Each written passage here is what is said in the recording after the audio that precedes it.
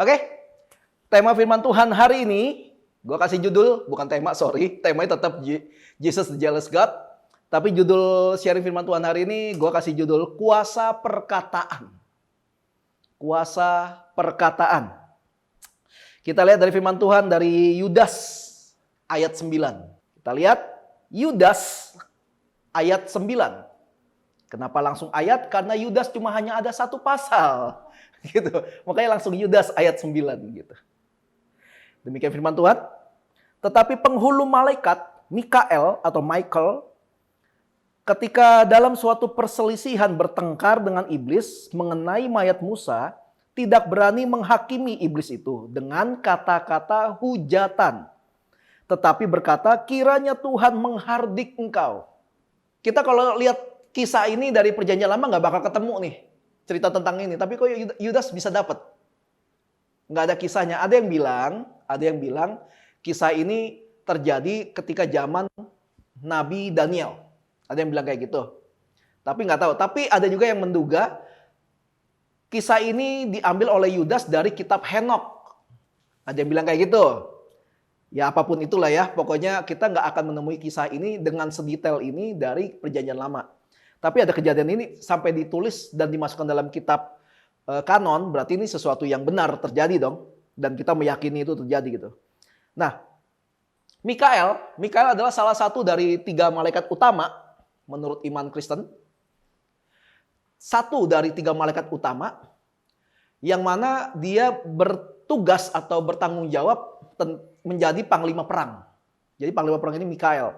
Nah, ketika dia sedang menjalankan tugasnya, dia bertemu dengan iblis, bertengkar, lalu dibilang Mikael itu nggak mau melawan iblis ini dengan kata-kata hujatan. Mikael nggak mau ngata-ngatain iblis. Nah, ada kemungkinan ada yang membahas iblis itu kan kerjaannya kan menghasut kan. Kita selalu dihasut sama iblis supaya kita melakukan tindakan-tindakan yang salah. Akhirnya kadang-kadang dengan kata-kata yang nggak benar. Kalian mungkin pernah kalau di sekolah nih, kalian yang masih sekolah, atau kalian pasti pernah sekolah gitu kan. Suka ngata-ngatain pakai kata-kata yang kasar gitu kan ya. Coba karena ini lagi khotbah nggak boleh dilakukan, jadi gua ubah dikit. Misalnya kalian bilang gini, oh kelinci lu gitu misalnya gitu ya. Tapi kalian tahu maksudnya apa kan ya. Terus kalian suka ngebalas kan, lu tuh yang kelinci kayak gitu kan. Lu tuh. Ya akhirnya kita kebawa, akhirnya kita lupa kalau kita nggak boleh mengucapkan kata-kata yang kayak gitu. Nah, iblis pun salah satu cara menghasutnya seperti itu. Kemungkinan Mikael ketika sedang bertugas, ketika sedang membawa melakukan tugas yang dari Tuhan, dia dicegat sama iblis lalu dihasut mungkin pakai kata-kata yang nggak benar, kata-kata yang bisa membuat orang jadi jatuh dalam dosa, sampai dibilang Mikael nggak mau melakukan hal itu. Mikael nggak mau berbalik ngata-ngatain iblis atau dengan kata-kata yang nggak pantas. Nah, Mikael tahu konsekuensinya kalau dia sampai melakukan itu. Mikael itu tahu ada konsekuensi kalau dia nggak menjaga ucapannya. Ucapannya kalau nggak terjaga, ucapan kita kalau nggak dijaga, ada konsekuensinya. Kadang-kadang kita nggak bermaksud seperti respon dari orang itu, tapi kadang-kadang kena konsekuensi juga kan? Ya kan kadang-kadang kita nggak bermaksud ngatain loh, kita cuma nggak sengaja, kamu gemukan, ya langsung tersinggung banget, langsung. Kadang-kadang kita menjaga aja bisa kena. Berarti setiap ucapan kita ada konsekuensi dong. Ya entah konsekuensi yang buruk atau yang baik gitu ya. Kan ada sebaliknya juga kan. Wah, Novi kurusan gitu misal. Wah, tiba-tiba datang 3 porsi soto gitu kan. Tapi tetap suruh gue yang bayar gitu. Apa itu? Gitu. Ada konsekuensi dalam tiap ucapan kita. Nah, kalau kita lihat lagi dalam 1 Korintus pasal 14 ayat 3 sampai 4, gue udah lama gak khotbah kayak gini, asik loh. Biasanya tegang gitu, kecil ruangan ini agak gedean. Enak loh hari ini, bisa kesini-sini lagi. Wey, gitu. 1 Korintus pasal 14. 1 Korintus pasal 14 ayat 3 sampai 4. Demikian firman Tuhan. Tetapi siapa yang bernubuat, ia berkata-kata kepada manusia. Ia membangun, menasehati, dan menghibur. Nggak ada tetapi. Siapa yang berkata-kata dengan bahasa roh, ia membangun dirinya sendiri. Tetapi siapa yang bernubuat, ia membangun jemaat. Di sini kita bisa lihat ada perbedaan fungsi dari berbahasa roh dan bernubuat. Ada perbedaan gitu ya. Atau dalam perikop ini lebih ke arah kata-kata nubuatan. Kalau dipelajari, nubuatan dalam perjanjian lama itu beda dengan kata-kata nubuat atau nubuatan yang dimaksud oleh Rasul Paulus. Ada perbedaan. Zaman perjanjian lama, nubuatan itu kayak orang-orang suka bilang kayak ramalan. Kayak dalam Kejadian pasal 3 atau pasal 4 ketika manusia jatuh dalam dosa. Kan Tuhan sendiri ngomong gini kan, keturunanmu akan berseteru dengan keturunan ular. Gitu kan. Tumit, engkau akan menghancurkan tumitnya tapi dia akan meremukkan kepalamu. Nah itu nubuatan. Maksudnya sesuatu yang akan terjadi. Cuma ada yang bilang, cuma ya pembelaannya begini. Bedanya nubuat sama ramalan apa? Ramalan bisa digagalkan. Ramalan. Nubuatan enggak bisa digagalkan. Kenapa? Nubuatan berasal dari Tuhan. Gitu, kalau kalian lihat, demikianlah firman Tuhan. Pada tahun ini, bulan ini, kamu akan begini-gini. Kayak Yusuf mendengar mimpi dari Firaun, dia artikan tentang 3,5 masa kelimpahan, 3,5 masa kekurangan atau kekeringan. Itu terjadi. Mau Yusuf cinta Tuhan kayak segala macam, itu tetap terjadi. Tapi Tuhan memberitahu itu dari awal supaya ada persiapan untuk menghadapi masa-masa yang sukar itu. Nah, bedanya dengan ramalan bisa digagalkan. Bisa tiba-tiba, ya udah, oh kalau gua ke sono, nanti gua bakal celaka. Ya udah gua ke sono aja. Lah, nubuatan nggak bisa. Gitu, nubuatan nggak bisa. Sedangkan nubuatan yang disampaikan oleh Rasul Paulus itu lebih ke kata-kata nubuat, kata-kata yang membangun. Bedanya gimana? Kata-kata yang membangun itu ketika kita berbicara kayak sekarang nih, gue lagi ngomong di depan nih. Barang siapa yang berpegang pada Tuhan, gitu, kakinya akan kuat seperti kaki rusa. Dia punya cengkraman kuat seperti anak singa. Dan dia akan lincah seperti keledai muda atau apa. Kayak itu kata-kata nubuatan. Orang yang tiba-tiba lagi lemah tuh kayak, wah kalau gue deket, berarti kalau gue deket sama Tuhan, gue bisa optimis lagi nih, gue bisa semangat lagi nih. Wah, mungkin dia waktu datang sini banyak masalah gitu kan.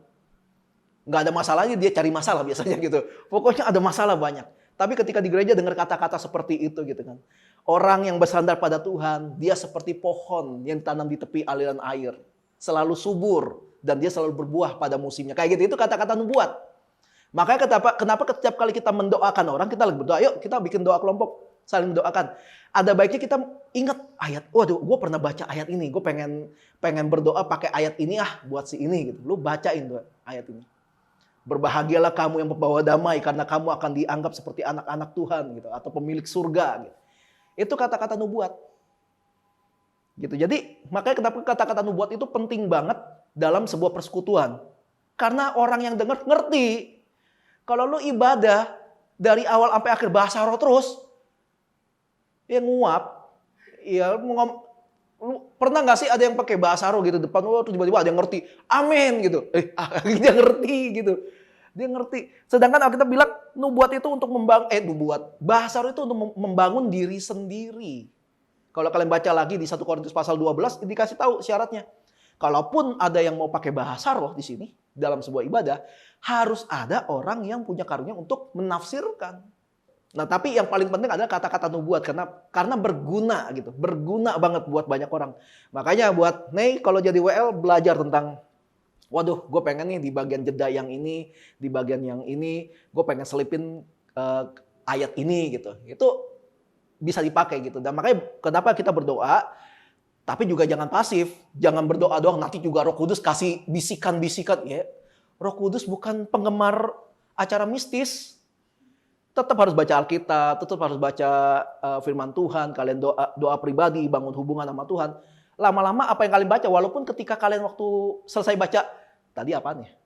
Lupa gitu kan. Tapi ketika kalian menghadapi sesuatu atau ada satu kejadian, kalian kayak ingat, kayaknya ada deh gue baca ada kata-kata ini, aduh di mana ya? Bersyukurlah zaman sekarang ada teknologi namanya Alkitab handphone. Tinggal search. Pokoknya ada kata-kata ini. Kayak gitu loh, ya kan? Karena kan kalau yang udah kayak level Farisi kan hafal. Yang mana? Oh, Imamat 14 ayat 23 itu bunyinya begini. Wah, gitu gila, keren banget tuh. Dia hafal. Nggak usah buka lagi Alkitab gitu. Beda. Kalau kita kan ya masih ya anak baru gitu ya. Jadi masih nggak apa-apa, buka Alkitab, search gitu. Yang penting untuk membangun, yang penting untuk memberkati orang lain. Dilemanya dalam berbahasa roh tuh gini loh. Gue nggak tahu ya yang lain ya. Tapi gue lagi seneng nonton satu film di Trans 7, judulnya Lapor Pak. Itu kayak situasi komedi semacam opera Van Java gitu, kayak gitu, acara kayak gitu, lucu-lucuan. Untuk ngupas kehidupan artis, tapi konsepnya diinterogasi di kantor polisi kayak gitu. Udah lucu banget gitu. Nah, kalian kalau lihat itu ada satu bagian, kalau kalian lihat episode tertentu, tiba-tiba sok-sokan pakai bahasa Mandarin, padahal bahasa Mandarinnya ngaco gitu loh. Tiba-tiba bisa ngomong, "Oh, ni hao xi," lupa nggak ngomongnya nggak tahu apa gitu, tapi disambung-sambungin gitu. Tujuannya apa? Buat lucu-lucuan. Dia juga ngomong dia juga sadar kalau ngomong itu dia juga nggak paham, juga pasti ngaco, bahasa Mandarinnya ngaco gitu kan. Terus nanti ngomong pakai bahasa Arab gitu kan. Ya lucu-lucuan, cuma main logat doang, lucu-lucuan. Kebayang nggak? Orang ini di acara TV ngomong bahasa yang mereka nggak paham. Karena untuk tujuan lucu-lucuan. Emang begitu adanya. Tapi di gereja, orang pakai bahasa roh, bahasa yang mereka nggak ngerti. Terus disuruh semua orang untuk berbahasa roh. Ayo, gimana mau berbahasa roh? Akhirnya jadi lucu-lucuan nggak? Jadi lucu-lucuan lah. Apa susahnya ya bahasa roh ya? Cuma 1 kata, 2 kata. Terus diulang-ulang gitu ya. Jadi lucu-lucuan kan? Sedangkan kita bilang bahasa roh itu untuk membangun diri. Untuk membangun diri. Gitu. Gue sampai hari ini nggak berani, bahkan untuk mencontohkan aja gue nggak berani ngucapin kata-kata bahasa rohnya. Kenapa? Gue takut itu malah menghina Roh Kudus takutnya. Jadi gue nggak berani gitu sampai hari ini. Nah, kita lihat lagi dalam Yakobus 3 ayat 9 sampai 10. Dengan lidah kita memuji Tuhan, Bapa kita. Dengan lidah kita mengutuk manusia yang diciptakan menurut rupa Allah. Dari mulut yang satu keluar berkat dan kutuk. Hal ini saudara-saudaraku tidak boleh terjadi demikian. Ini adalah satu contoh dari orang yang munafik. Di gereja haleluya. Pas keluar dari gereja halilintar, tapi nggak pakai ata. Ngamuk-ngamuk, ngata-ngatain orang, marah-marahin orang, sampai orang sakit hati. Gue masih bingung ada orang yang kayak gini, tau gak sih? Dia kalau lagi marah nih, wah dimarahin orang ini bener-bener sampai sekejam-kejamnya kata-katanya. Terus abis itu dia bilang gini, gue mah gitu, gue kalau marah-marah, tapi selesai marah ya udah, gue udahan, gue gak marah lagi. Ya iyalah, lu selesai marah orang lain sakit hati. Enak aja ngomong kayak gitu. Gue pernah sekali gue debatin kayak, ada satu orang yang kayak gitu, gue bilang gitu. Ya iyalah lu abis itu lu udahin, orang lu nyakitin orang lain. Mana bisa? Terus title-nya orang Kristen lagi, ya ampun. Dengan lidah yang sama, di gereja lu mau puji Tuhan, Tuhan engkau baik, pas pulang gereja, lu maki-maki siapa aja yang lu gak suka. Dari mulut yang satu, keluar berkat. Tapi dari mulut yang sama, keluar kutuk. Itu yang gak boleh. Itu dibilang, makanya gue bilang, itu orang munafik. Gitu.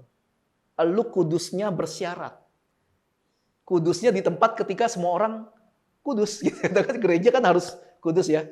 Udah mulai ibadah. Gitu. Ya, habis gitu doa gitu. Masih ada nggak suka kayak gini? Tangannya bener-bener V gitu. Gitu. Ya kan? Ada yang gini, ada yang gini gitu. Kadang ada yang gini. Gitu. Ada aja gitu. Nggak salah sih, nggak salah. Gitu. Lalu tentang body shaming. Body shaming itu adalah isu yang besar untuk zaman sekarang, untuk generasi yang sekarang. Isu besar. Tapi body shaming itu biasa aja buat generasi yang lama, generasi yang sebelumnya kayak gua gitu. Body shaming biasa aja. Zaman gua sekolah, ya ampun, ngata-ngatain pakai nama bapaknya, terus diplesetin. Gua pernah dipanggil pakai aneh-aneh lah gitulah.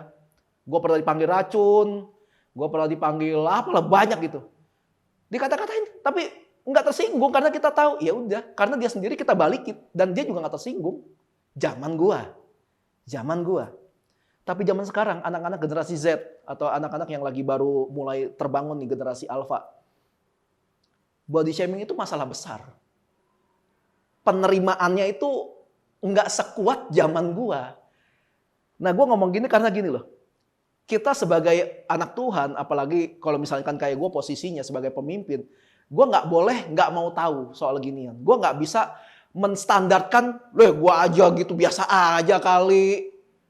Masa lu gitu aja ini nggak bisa gitu dong. Beda penerimaannya. Gue digituin gue biasa aja. Tapi orang lain digituin, yang orang lain bukan gue gitu. Orang lain bukan gue. Jadi menjadi sebuah isu besar. Ada satu anak waktu itu sih kejadian dia masih SD lah, kelas 5 atau 6 SD. Tapi umur segitu dia udah jadi selebgram. Gue juga nggak tahu dia apa, kayaknya masih kecil tapi jago make up sendiri kayak. Itu komen sampai 600-an komen bilang, "Wih, keren banget, masih kecil bagus, bagus." Dia seneng ada komen-komen bagus gitu, tiba-tiba ada satu komen. Ih, lebay amat sih lu jadi orang. Dia langsung murung, nggak mau keluar kamar, nggak mau makan. Cuma gara-gara satu komen. Lah kalau gue yang digituin gue bisa. Ya elah cuma satu. 599 muji lu cuma ngambek karena yang satu. Gue bisa ngomong kayak gitu. Tapi anak ini nggak bisa. Penerimaannya beda. Makanya nggak boleh tutup mata juga kita soal gini. Tapi anak ini harus dibina. Harus dibina anak kayak gini. Yang suka nge-body shaming juga harus dibina ya. Dibinasakan. Gitu. Nggak, ada perbedaan zaman. Ada beda zaman. Beda generasi, jadi kita harus lebih paham lagi tentang kalau ngomong sama orang yang generasi milenial itu gimana, ngomong sama generasi Z gimana, ngomong sama orang yang generasi baby boomer gimana. Itu ada cara-caranya. Gitu. Yang benar-benar kaku banget kan baby boomer kan. Baby boomer itu kayak kelahiran sekitar tahun, pokoknya paling ujung tahun 80. Kalau nggak salah sekitar tahun 60 sekian sampai 80 itu baby boomer. Jadi kalau yang lahir tahun itu generasi baby boomer, generasi yang rada-rada kaku karena mereka lahir tuh kayak baru selesai perang dunia kedua kan baru selesai tuh. Terus baru selesai merdeka Indonesia. Jadi kayak fasilitas lagi bagus-bagusnya gitu. Jadi agak kaku dalam arti kata dia banyakan masa bodohnya gitu, kayak ya udah cuek biasa aja, yang penting gue masih dapat fasilitas gitu. Ya beda dengan generasi milenial. Milenial lahir itu peralihan dari munculnya internet, munculnya komputer, terus handphone jadi smart. Gue udah pakai handphone dari zaman HP itu antara bisa pakai buat nelpon dan buat sambit maling itu bisa ada gede men handphonenya. Gue udah pakai itu beneran. Kalau dilindas truk, ban truknya yang bocor gitu ada. Gue udah pakai handphone kayak gituan. Jadi milenial itu kayak kompleks gitu. Makanya kenapa mereka lebih kuat secara mental karena mereka peralihannya banyak banget zaman itu. Nah begitu generasi Z tahun 97 sampai 2010 mereka menikmati semua kemudahan. Makanya yang sulit-sulit dialami sama generasi milenial mereka nggak merasakan itu. Makanya kenapa secara internal, secara dalam diri mereka nggak terlalu kuat. Makanya kenapa kita perlu ngerti ini. Jadi ketika kita menghadapi orang-orang yang generasi Z misalnya, kita tahu bagaimana cara kita ngomong. Kita harus jaga perkataan kita juga gitu loh. Belakangan kan kita sering bahas kan tentang banyak pertanyaan-pertanyaan dari orang-orang sosial media ke pester-pester muda tentang rokok dosa nggak sih? Minum alkohol dosa nggak sih? Tato dosa nggak sih? Mereka tanyanya itu terus kan. Ke pendeta manapun, pastor manapun, anak-anak generasi Z nanyanya ke sana terus. Tapi mereka nggak pernah nanya, merendahkan orang lain dengan perkataan itu dosa apa enggak? Mereka cuma nanya hal-hal yang mereka nggak lakukan. Yang mereka lakukan, mereka nggak mau nanya. Jadi misalnya gini, gue bukan perokok. Ya, misalkan gue bukan perokok. Gue ngelihat ada salah satu temen gue ngerokok. Kristen, pelayanan, pengurus inti lagi. Bilang gue tanya, ngerokok dosa gak sih? Gitu. Terus nanti gue share ke dia gitu. Tujuannya itu, biar dia gak rasa bersalah. Tapi misalnya gue ada dosa. Gue suka judi misalnya. Gue suka judi. Gak bakal gue tanya, judi dosa gak? Nggak, karena kalau sampai bilang dosa, ya gue ketahuan dosa. Jadi gue gak boleh lagi dong. Jadi mumpung gue belum gak tahu, gue gak usah nanya. Jadi orang menanyakan tentang boleh enggak selalu untuk hal-hal yang mereka tuh enggak lakukan. Dan situ jahatnya. Firman Tuhan juga bilang gini, setiap perkataan yang keluar dari mulut itu meluap dari hati. Nah firman Tuhan bilang gini nih, dalam Matius pasal 12 ayat 35 sampai 37. Orang yang baik mengeluarkan hal-hal yang baik dari perbendaharaannya yang baik. Dan orang yang jahat mengeluarkan hal-hal yang jahat dari perbendaharaannya yang jahat. Tetapi aku berkata kepadamu, setiap kata sia-sia yang diucapkan orang harus dipertanggungjawabkannya pada hari penghakiman. Karena menurut ucapanmu engkau dibenarkan dan menurut ucapanmu pula engkau akan dihukum. Intinya bukan di ucapannya ya, tapi intinya ada di sia-sia. Gue pernah ngobrol gitu. Jadi kan orang kalau dengar kata yang sia-sia mereka terlalu mengecilkan. Oh berarti kalau gue ngomong bego nggak boleh dong, karena itu kata yang sia-sia. Kalau gue ngomong goblok misalnya gitu, berarti nggak boleh dong, karena sia-sia. Tergantung. Masalahnya ada di sia-sia. Lu sia-sia nggak ngomong kayak gitu. Ada orang yang dilembutin dulu, baru bisa kita sadarin. Baru bisa kita tarik yang benar. Tapi ada orang yang dikasarin dulu baru bisa dibikin sadar. Ada orang yang kayak, itu tuh salah. Jangan ya. Itu gak bagus loh. Nanti kalau orang-orang pada marah, oh gitu ya. Oh iya deh. Ya. Terus berubah gitu. Ada orang yang, jangan gitu. Biarin aja. Goblok, jangan kayak gitu. Oh iya Pak, dia langsung sadar.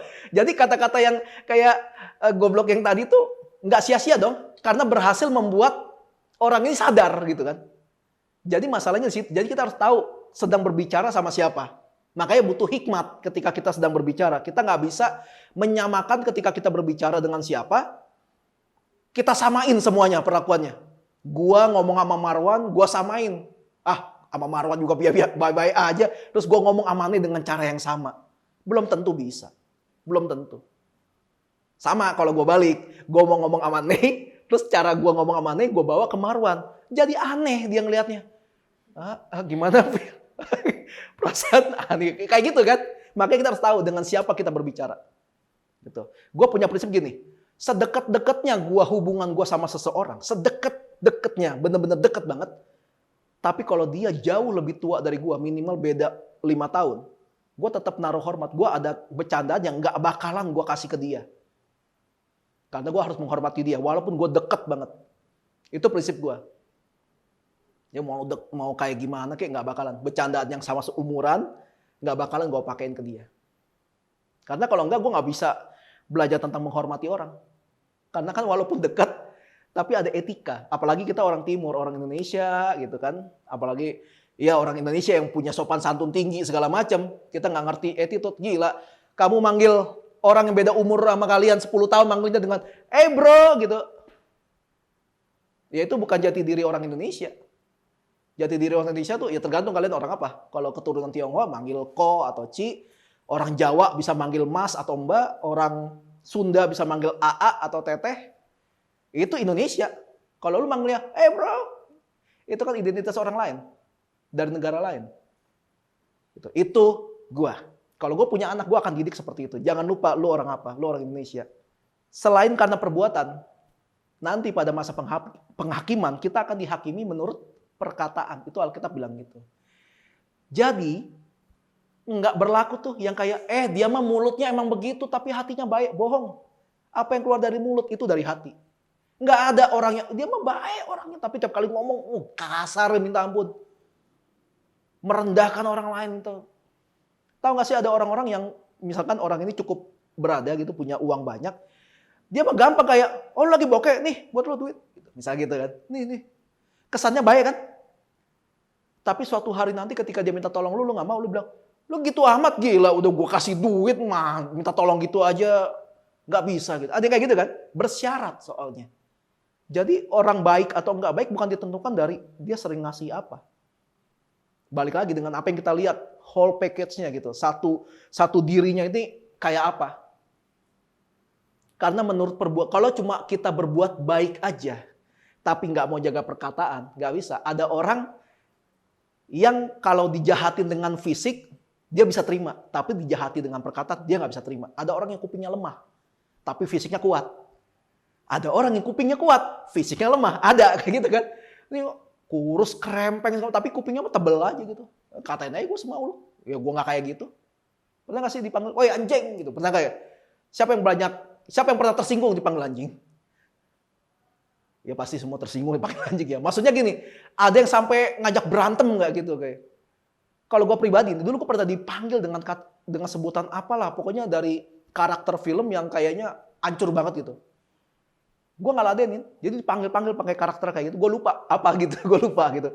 Dipanggil, gue nggak mau nengok, terus langsung dia nyamperin gue. Dipanggilin gak nengok. Manggil gue. Tadi panggil apa emang? Tadi kok gue panggil gue. Salah lu. Kenapa manggilnya nggak pakai nama gue? Gue mana tahu. Gue kira manggil orang lain. Akhirnya dari situ orang ini jadi nggak manggil gue dengan sebutan itu lagi gitu. Gue nggak seneng dipanggil dengan sebutan yang bukan nama gue. Tapi gue nggak perlu ngeributin. Tapi gue berhak dong untuk nggak mau tanggepin. Ya buat apa tanggepin? Sakit hati, nanti ribut. Ya, dengan bikin dia capek aja. Ada orang sering ngata-ngatain kita dengan kata-kata yang nggak enak. Dasar lu, cengeng lu, tabuk ngondek, cengeng lu, gitu kan. Cuekin aja, lama-lama juga capek sendiri. Jangan tanggepin aja. Mereka semakin melakukan itu karena ditanggepin. Semakin kamu tanggepin hinaan, semakin besar hinaan itu. Berarti orang nganggap, berarti bener dong lu kayak gitu. Karena mereka punya pendapat seperti itu. Makanya cara paling baik gimana? Nggak usah tanggepin. Biarin aja. Lalu Yesaya pasal 6 ayat 5-7 dibilang begini. Ini Nabi Yesaya yang ngomong. Lalu kata Yesaya, celakalah aku binasa. Sebab aku ini seorang yang najis bibir. Dan aku tinggal di tengah-tengah bangsa yang najis bibir. Namun mataku telah melihat sang raja, yakni Tuhan semesta alam. Tetapi seorang daripada serafim itu terbang mendapatkan aku, di tangannya ada bara yang diambilnya dengan sepit dari atas mezbah. Lalu menyentuhkannya kepada mulutku serta berkata, lihat, ini telah menyentuh bibirmu, maka kesalahanmu telah dihapus dan dosamu telah diampuni. Yesaya itu sebelum dipanggil Tuhan jadi nabi, dia bilang gini, gua ini orang najis bibir, tinggalnya juga di lingkungan yang najis bibir. Najis bibir itu adalah orang yang ngomong gak pakai otak, tau gak sih? Ngomong aja pokoknya. Mau nyakitin orang apa enggak, kasar apa enggak, lembut apa, bodoh banget gitu. Mereka gak memperdulikan kata-katanya. Pokoknya ngomong aja. Tapi uniknya Yesaya, ketika dia ngelihat ada penglihatan Tuhan turun dalam sebuah tahta, lalu ada serafim. Serafim itu adalah malaikat yang dengan 6 sayap.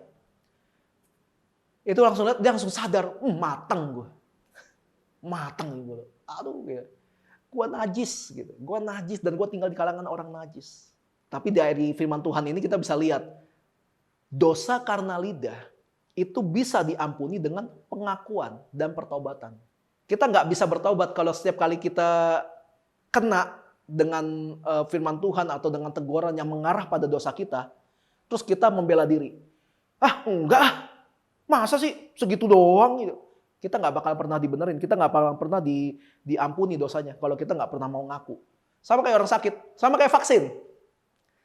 Kemarin ada banyak kabar tentang orang pakai vaksin terus meninggal. Setelah diselidikin ternyata orang ini ketika ditanya tentang kesehatannya ada penyakit bawaan apa enggak, dia enggak mengaku. Akibatnya dari vaksin itu badannya merespon vaksin itu akhirnya memperburuk keadaan dia. Karena dia nggak mau ngaku. Gara-gara dia nggak mau ngaku. Karena ada juga kejadian orang udah tempat vaksin. Kayak mamanya Livi kalau nggak salah. Pas ditanya ada gini-gini, ternyata ada penyakit bawaan. Oh ibu jangan dulu ya. Dilarang. Karena dia ngaku ada penyakit bawaan. Dilarang. Dan vaksin yang ini akan bereaksi terhadap penyakit bawaan yang model kayak gini gitu. Maka kenapa vaksin kita ada beberapa macam. Ada Sinovac, Sinopharm, sama AstraZeneca. Gitu. Jadi kalau kita nggak pernah ngaku, itu akan berbahaya buat kita. Sama kayak penyakit. Lu sakit nih ke dokter, mau konsultasi, mau berobat. Tapi ketika dokter tanya, kamu gejalanya apa aja? Enggak dok, nggak ada apa-apa, biasa aja. Itu dokternya mau kasih obat apa? Kalau emang nggak mau ngaku. Nggak bisa kan? Makanya dalam pengakuan, makanya dalam surat Yakobus bilang gini, kalau nggak salah Yohanes Yakobus, Yakobus, sama-sama Y. Dalam Yakobus itu bilang gini, hendaklah kamu saling mengaku dosamu supaya engkau sembuh. Jadi kalau kita nggak pernah mengaku kelemahan kita nggak akan pernah sembuh. mau umur lu berapapun, mau gelar lu apa, sepanjang apa gitu, lu nggak akan pernah sembuh dari penyakit lu ini. Kalau lu nggak pernah mau ngaku. Maka kenapa kita datang ketika saat teduh, saat teduh adalah masa paling bagus untuk kita ngaku. Karena kan cuma sendirian kan. Lu habis bikin dosa, lu ngaku sama Tuhan. Tuhan, gua minta ampun, gua habis begini. Even dalam pikiran kadang-kadang gitu. Kita kan suka membangun pikiran kan. Tuhan, gua habis berdosa, gua habis mikirin orang ini mati, kegantung, kayak gitu kan, sadis gitu. Kita harus ngaku. Karena dalam pengakuan, lama-lama kita terproses, oke, ada korek yang ini harus disembuhin, diobatin. Nanti kita ngaku lagi, ada koreng lagi tempat lain, sembuhin. Makanya kenapa kita harus bertobat setiap hari. Itu pentingnya bertobat. Jadi dosa karena lidah itu bisa diampuni dengan pengakuan dan pertobatan. Bisa disembuhkan. Masalahnya kita harus ngaku. Maka jangan sampai dengan lidah kita mengaku Yesus adalah Tuhan, dengan lidah yang sama mau mengaku nggak kalau kita berdosa. Kita kan bisa bilang, Tuhan engkau ajaib, engkau dahsyat. Tapi dengan lidah yang sama lu berani nggak ngaku, Tuhan gue habis berdosa Tuhan. Gue habis melakukan dosa ini, gitu. Kalau kita nggak berani mengaku itu sama Tuhan, pengagungan yang selalu kita bawa setiap minggu, setiap hari, percuma. Seperti yang gue bilang kemarin, kenapa nama gereja kita House of Messianic Encounter? Karena tujuan orang yang datang ibadah harusnya untuk mengalami perjumpaan dengan Kristus. Karena cuma dengan perjumpaan dengan Kristus, kita bisa mengalami perubahan yang baik, perubahan yang benar, kesembuhan ini, kesembuhan itu. Gue sangat percaya kalau emang Tuhan berkehendak atau Tuhan mau gitu, misalnya ada yang datang ke sini, misalkan buta gitu ya. Nggak perlu gembala tumpang tangan, nggak. Kalau lu percaya Yesus ada di sini, lu sembuh sendiri udah. Kalau emang Tuhan mau gitu. Itu kalau ngomongin sakit fisik. Yang sakit dalam gimana? Sakit mental. Sakit jiwa ya, ke rumah sakit jiwa lah ya. Yang sakit mentalnya gitu loh. Bisa sembuh, asal mau mengaku. Jadi kalau sampai hari ini kita udah sering ibadah, sering ketemuan, sering bareng-bareng melayani, tapi hidup kita nggak berubah gitu, karakter kita nggak berubah, perlu dipertanyakan selama ini kita ke gereja nyari apa atau nyari siapa.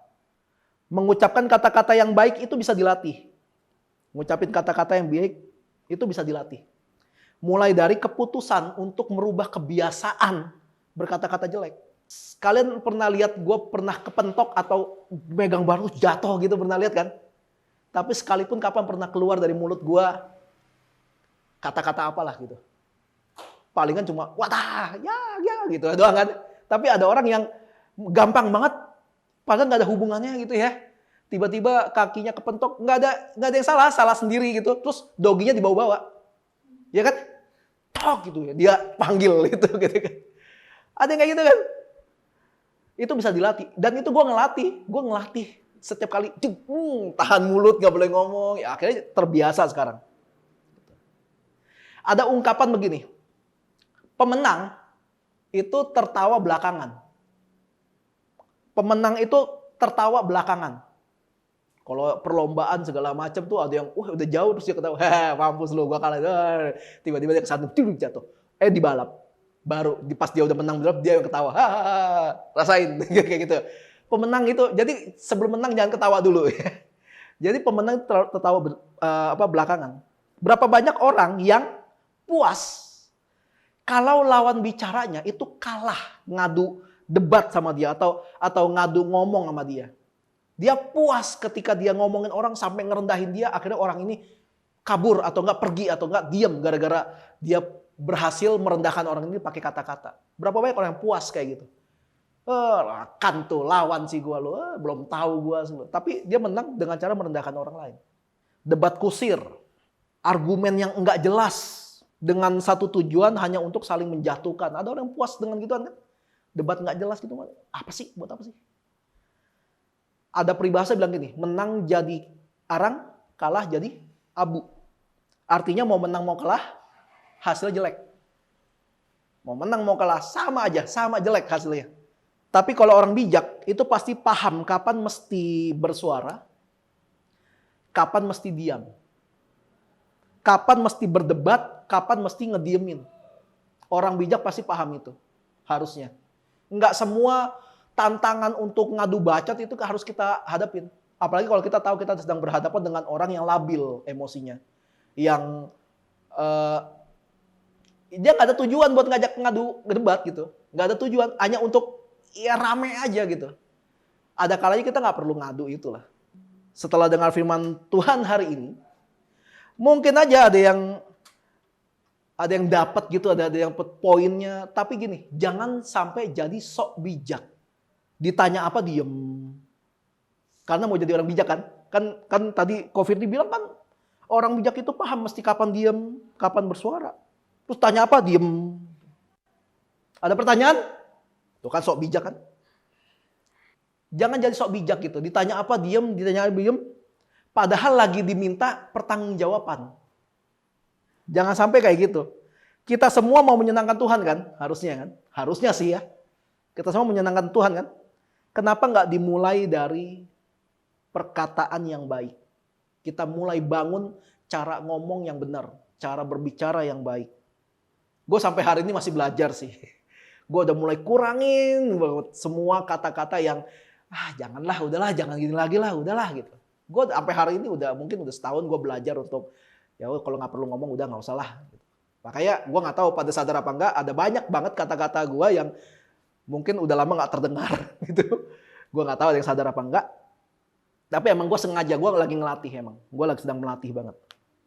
Dan untuk mencapai perkataan yang baik, itu cuma bisa dimulai dari memiliki hati yang baik. Karena dari hati yang baik pasti muncul perkataan yang baik.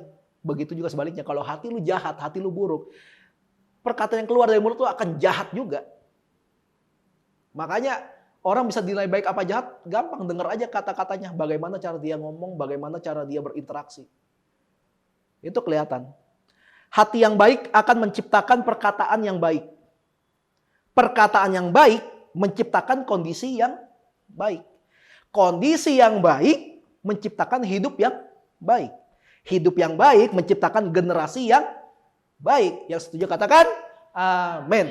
Mari kita tutup doa. Mari kita mau perjamuan kudus. Silakan dimatikan recordernya.